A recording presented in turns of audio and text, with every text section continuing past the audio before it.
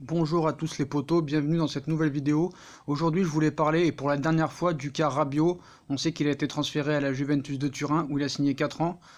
Il est désormais un joueur de la Juventus de Turin. Il a été officialisé lundi par le club turinois qui le récupère gratuitement. Après l'expiration de son contrat au PSG, le milieu de terrain français a tenu ce mardi sa première conférence de presse et il a ainsi planté le décor en plaçant la Juve un cran au-dessus du Paris Saint-Germain. Donc on va revenir sur ses propos et on va parler de tout ça et en confessant les bons conseils d'un certain Gianluigi Buffon. Donc je cite Adrien Rabiot qui dit: il y a eu des contacts auparavant, mais c'était à une autre période, une autre situation. Aujourd'hui, c'était le bon moment, a-t-il expliqué. La saison passée, j'ai beaucoup parlé avec Gigi, il m'a donné beaucoup de conseils et m'a beaucoup parlé de la Juve. Il m'a dit beaucoup de choses très intéressantes, notamment que si je voulais passer un palier dans ma carrière, 1 ou 2 saisons à la Juve valait plus que dans un autre club. J'ai pris ce conseil très au sérieux à la Juve, sous les ordres de Maurizio Sarri.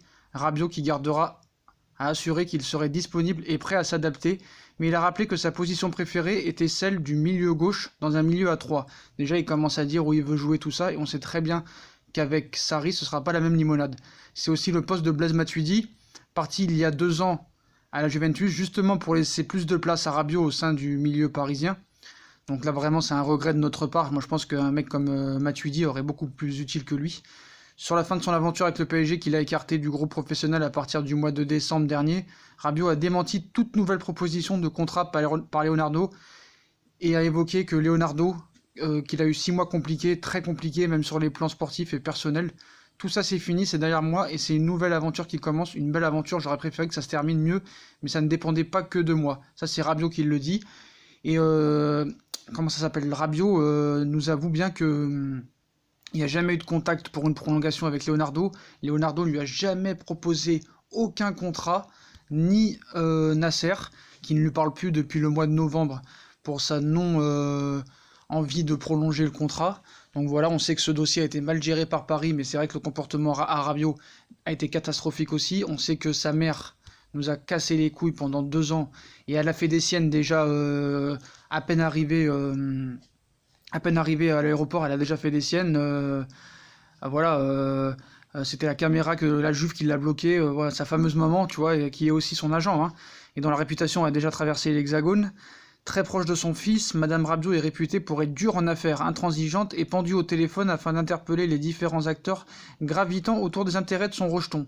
Cette fois, elle a fait parler d'elle car elle a demandé à ce qu'aucun média ne soit présent sur le tarmac turinois pour accueillir son fils et le filmer. Donc il y a Monsieur Gallo, la journaliste présent à l'aéroport, qui a dit que Madame Rabiot ne voulait aucun média sur la piste d'atterrissage. Elle a vu une caméra à l'extérieur et a bloqué tout le monde dans l'avion pendant 10 minutes. C'est-à-dire que c'est vraiment elle la chef. Je sais pas son mari, je le connais pas, mais le pauvre, ça doit pas être rose tous les jours. Et vraiment, Rabiot, c'est le petit-fils à sa mémère. Hein. C'est vraiment, il obéit à tout à droit et à l'œil. Hein. Le mec a 24 ans, on dirait qu'il a 8 ans, quoi. Donc je pense que elle, tant qu'elle sera derrière lui, le mec ne progressera jamais humainement, mentalement. Hein. Voilà, elle a dit. Il a fallu que l'autre lui a dit au téléphone pour lui dire que c'était le caméraman de la Juve, quoi. C'était le directeur sportif qui a appelé. Le directeur sportif de la Juve qui a dû appeler la mère à Rabiot pour le prévenir que c'était le caméra du club. Donc il avait le droit de filmer. Voilà. Mais à l'atterrissage d'Adrien, Véronique Rabiot a aperçu une caméra lors de l'ouverture de la porte et selon le journaliste Nico Gallo, voilà, elle a empêché la sortie des acteurs, complètement bloqués, voilà. Et ont bien expliqué au caméraman qu'il était issu du club, quoi, pour filmer l'avenue du nouvel élément, Bianco Nero, afin de la poster ensuite sur les réseaux sociaux, sur les différentes chaînes de la Juve, mais Maman Rabiot n'a rien voulu savoir, parce que c'est elle qui décide de tout. Donc le directeur sportif turinois a dû appeler, il a finalement fallu l'intervention de Fabio Paratici, que vous voyez ici, c'est le directeur sportif célèbre du club italien, et ce dernier a téléphoné à Véronique Rabiot pour la convaincre de sortir avec son fils après avoir bloqué tout le monde durant 10 minutes. Madame Rabiot s'est visiblement exusée et a obtempéré. Donc voilà, pour une fois, à la fin quand même, elle a laissé passer le caméraman. Je trouve que le comportement de cette femme est une honte, comment elle se comporte, et c'est vraiment catastrophique de voir des choses comme ça. Je comprends pas comment on peut se comporter comme ça. Et je pensais qu'à la Juve, je pense qu'il faudra qu'elle se calme parce que ça va pas se passer comme ça tous les jours. Hein. Et surtout Rabiot, il faudra qu'il se calme aussi parce que je veux jouer là, je veux jouer là. On sait très bien que Sarri, avec le caractère qu'il a, il l'a prouvé à Naples, il l'a prouvé à Chelsea, en gagnant la Coupe d'Europe l'année dernière, en ayant presque gagné le championnat d'Italie en finissant deuxième à quelques journées de la fin il y a 2 ans. C'est un entraîneur très très très exigeant, un fou dans sa tête. C'est pas un Laurent Blanc, c'est pas un Emery. C'est pas un Tourelle qui va se chier dessus. Lui, il a vraiment des couilles. Il fume 60 cigarettes par jour. Et je peux vous dire que si Rabiot fait un pas de travers et que sa mère leur casse les couilles, je peux te dire qu'ils vont vite le jeter à la rue et le vendre dans un an. Hein. Parce qu'on sait très bien que le Rabiot n'a pas eu que des problèmes qu'avec le PSG. Il a eu des problèmes aussi avec l'équipe de France, avec Didier Deschamps. Parce que monsieur ne veut pas être réserviste. Hein, c'est trop bas pour lui. Et lui dit qu'il doit jouer titulaire ou ne pas jouer. Hein, c'est comme ça. Et je peux vous assurer que tant que Deschamps sera sélectionneur de l'équipe de France, ce sera comme le cas Benzema, il ne reviendra jamais en équipe de France, Rabiot, tant que ce sera Didier Deschamps l'entraîneur. Donc voilà. Et monsieur Rabiot, on va revenir sur ses propos, on va finir là-dessus, a dit que la Juve était au-dessus du PSG. Donc moi je veux bien que la Juve soit au-dessus du PSG, ça on ne peut pas le nier. La Juve a un plus gros palmarès que le PSG, que ce soit au niveau national, au niveau européen, ça y a rien à dire. Mais que ce soit Rabiot qui le dise, ça me gêne un peu. Voilà, quand il dit la Juve c'est un très grand club, très prestigieux, qui a pas mal d'expérience au niveau européen, ça c'est vrai. Même si ça a été un peu plus compliqué ces dernières années, ça reste tout de même une équipe qui arrive très souvent dans le dernier carré et qui a récemment joué des finales en 2015 et 2017. Ça aussi on est d'accord. Dans mon esprit, c'est un club qui est au-dessus du PSG et qui m'inspire beaucoup. On peut pas lui donner complètement tort, mais que ce soit ce mec-là qui dit ça, le mec n'a pas été phénoménal au PSG pour pouvoir dire ça, le gars. On voit comment il s'est comporté, et même sur le terrain, entre 2012 et 2019, où il a été prêté juste 6 mois à Toulouse, il n'a pas été exceptionnel, Rabiot. Il a fait quelques bons matchs au Real Madrid à l'aller quand on perd 1-0 sur l'erreur de Trapp. Il a fait quelques bons matchs en Ligue des Champions, mais il n'a jamais été décisif dans des grands matchs, que ce soit contre City, que ce soit contre le Barça, que ce soit contre le Real. Voilà, quoi. Donc, moi, il m'a jamais impressionné. Je pense que c'est de la rancœur. Il veut lancer des hostilités à Nasser. C'est une rancœur qui s'explique bien évidemment par sa mise au placard, moi je dis, pour refus de prolonger son contrat. Comme il dit, les 6 derniers mois ont été très compliqués sur le plan sportif, privé et émotionnel. Au niveau sportif, ça peut arriver dans ce métier. J'étais préparé à ça. Aujourd'hui, tout ça c'est fini, c'est derrière moi. J'aurais préféré que ça se termine dans de meilleures conditions. Ben, nous aussi, on aurait préféré. Mais voilà, tu t'es mal comporté. Paris aussi a mal géré. Moi je dis quand même... je lui souhaite quand même bonne chance parce que je pense que dans le fond, c'est pas un mauvais gars. Je pense qu'il est endoctriné par sa mère et qu'il est parasité par sa mère, et tant qu'il aura sa mère derrière son dos, ce mec-là n'avancera pas.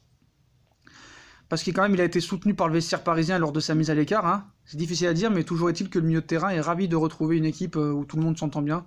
Ici, il y a beaucoup de très bons joueurs, et comme il a dit, il parle pas que Cristiano Ronaldo. Dans sa décision, ça pèse aussi de savoir qu'on va évoluer dans un grand club, dans un bon vestiaire, où tout le monde s'entend bien, où les joueurs sont proches et très bons. Encore un petit tacle subtil, hein. Est-ce que c'est pour Tourelle, est-ce que c'est pour Neymar, est-ce que c'est pour d'autres personnes, on ne sait pas. Puis après avoir déclaré que Leonardo n'avait finalement pas tenté de le retenir, donc là ça prouve bien que la politique du PSG a vraiment changé. Après le départ de Buffon, après le départ d'Alves, maintenant le départ de Rabiot, plus les ventes de Weah et de Diaby, on voit que vraiment Leonardo sera intransigeant, même par le dossier de Ligt qui a voulu faire le beau en demandant des clauses, en demandant son départ 2 ans après au Barcelone, en demandant un salaire exorbitant. Il l'a envoyé chier et Leonardo a changé d'avis sur De Ligt. Il a dit tu peux rester chez ta mère, tu peux aller à l'Ajax, tu peux rester à l'Ajax, tu peux aller à la Juve, tu peux aller à Manchester, on s'en bat les couilles. Nous maintenant, celui qui n'est pas impliqué dans le projet, il dégage. Donc voilà. Pareil pour... donc ça prouve bien que Leonardo lui a dit bye bye. Au revoir, bonne chance pour la suite, et on espère qu'on t'éliminera en Ligue des Champions. Donc je félicite encore le travail de Leonardo qui en 1 mois a fait beaucoup plus de choses que Enrique en 2 ans, je me répète, mais c'est vraiment le mec qui va nous faire passer un cap. Il a réussi à convaincre Nasser que c'est fini la rigolade, qu'il ne faut plus être ami du tout avec les joueurs. Et moi, Rabiot, je pense que c'est un mec qui a foutu un peu la merde quand même au Paris Saint-Germain, qui a jamais vraiment été impliqué, qui s'est jamais vraiment battu, qui a jamais vraiment donné tout ce qu'il pouvait au Paris Saint-Germain. Je pense que c'est un bon joueur, mais c'est pas un travailleur, c'est pas un mec qui a un bon état d'esprit, donc je pense que c'est pas une grosse perte pour le PSG. Le seul regret pour le PSG, c'est qu'il n'est pas tombé sur un coach qui aurait pu le transformer, un coach fou comme Simeone, comme Bielsa, comme Guardiola, comme Klopp, qui aurait pu le transformer peut-être. Et je pense que voilà, ce mec-là peut-être va progresser. Soit il va progresser et il va passer un cap, ou soit il va finir en lambeau dans un an, parce que comme je vous ai dit, avec Maurizio Sarri et avec la gouvernance du club de la Juve, ça se passe pas comme on veut.